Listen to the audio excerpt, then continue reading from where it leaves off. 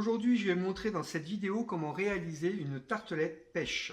Pour cette tartelette, il va me falloir de la pâte bretonne, de la pâte à pistache, des pêches jaunes et de la ganache montée qu'il faudra préparer à l'avance car il y a un temps de repos.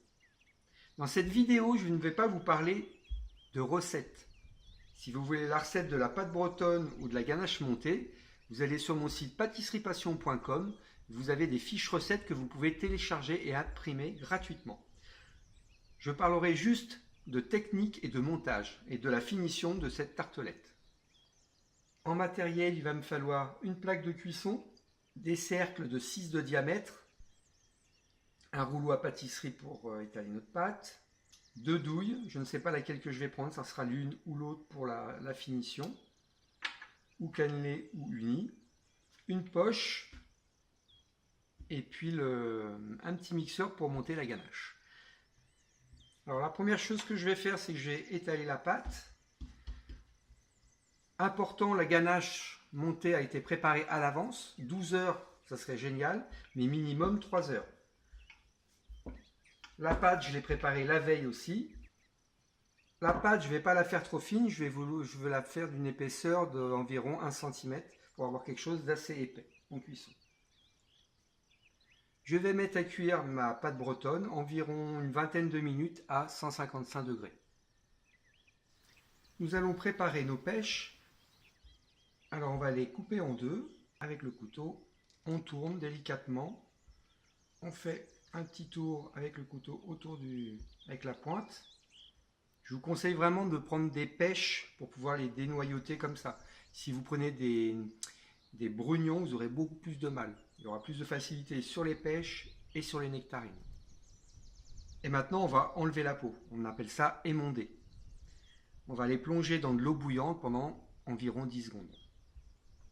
Mon eau est en train de bouillir. Je vais préparer un récipient avec de l'eau froide et des glaçons pour refroidir rapidement la cuisson de mes pêches et je vais les plonger dedans. Il faut les plonger dans l'eau bouillante environ 10 secondes. Il est très important aussi de les refroidir rapidement. Si vous avez des fruits qui ne sont pas mûrs, vous aurez beaucoup de problèmes à faire cette technique. La peau ne s'enlèvera pas. Il ne vous reste plus qu'à prendre la pêche délicatement et à enlever la peau.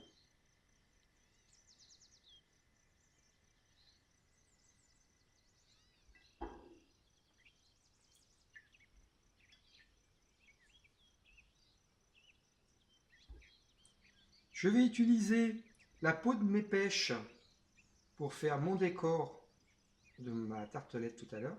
Je vais les passer dans le sucre cristal et je vais les mettre à sécher dans mon four éteint après avoir cuit mes sablés. Donc on va les mettre un peu de sucre.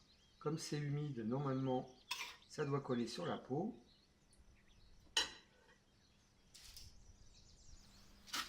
Je vais enfourner ça dans mon four éteint pendant environ une bonne heure, le temps que ça sèche.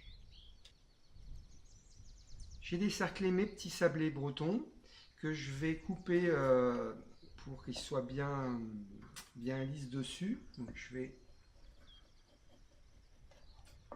Voilà. Comme ça on va pouvoir poser la pêche dessus. Je vais hacher un petit peu de fruits secs que j'ai torréfiés.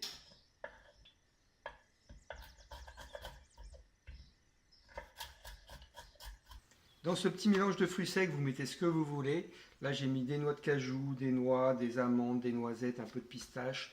Mais on pourrait rajouter des graines de sésame. Bon, ça, c'est à vous de voir et c'est ce que vous avez aussi sous la main. J'ai préparé une casserole avec un petit peu de nappage, on appelle ça. Ou si vous avez de la confiture abricot, ça ira très bien. Et on va passer ça sur le côté du petit sablé.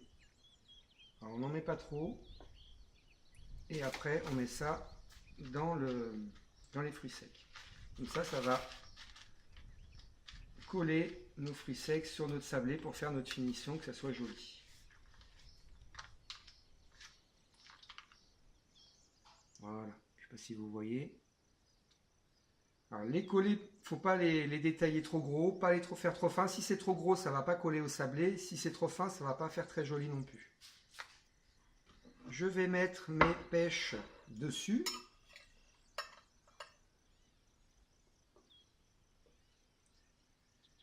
Je vais napper pour que ça brille et aussi pour éviter l'oxydation de la pêche. Si vous voulez la garder la journée, ça vous évitera que la pêche devienne un peu marron. Il ne nous reste plus qu'à mettre notre ganache montée pistache sur notre petit gâteau. On finira par notre décor, qui est les pétales de peau de pêche que nous avons mis à sécher au four. Je vais prendre ma ganache montée ivoire, ma pâte de pistache, et je vais mettre une petite partie de ma ganache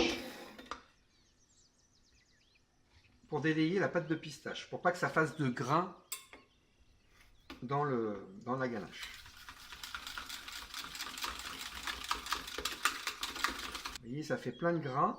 Donc si on avait mis la pâte de pistache directement, il y aurait eu ce problème-là. Que là, on va pouvoir plus la travailler et éliminer tous ces grains. Presque plus de grains dans la pâte de pistache. Nous allons incorporer la pâte de pistache dans la ganache montée. Il ne nous reste plus qu'à fouetter et monter cette ganache. On peut très bien aussi le faire avec un petit mixeur.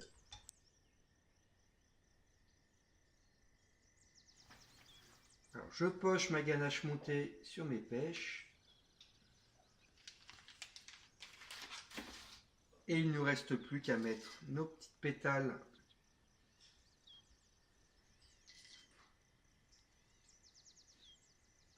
et voilà, notre tartelette pêche est finie. On arrive à la fin de cette vidéo, j'espère que cela t'a plu. Si cela t'intéresse, tu peux recevoir gratuitement ma formation sur les secrets et astuces pour réussir facilement la tarte citron meringuée, avec 1 heure de vidéo et un e-book de 9 recettes que tu pourras imprimer. Tu trouveras tout ça sur mon blog pâtisseriepassion.com. Tu es libre de cliquer sur tous les boutons qui s'affichent pour ne louper aucune de mes vidéos et de mes articles. Et de plus, ça me fera plaisir. Je te fais un petit coucou et je te dis à bientôt. Salut!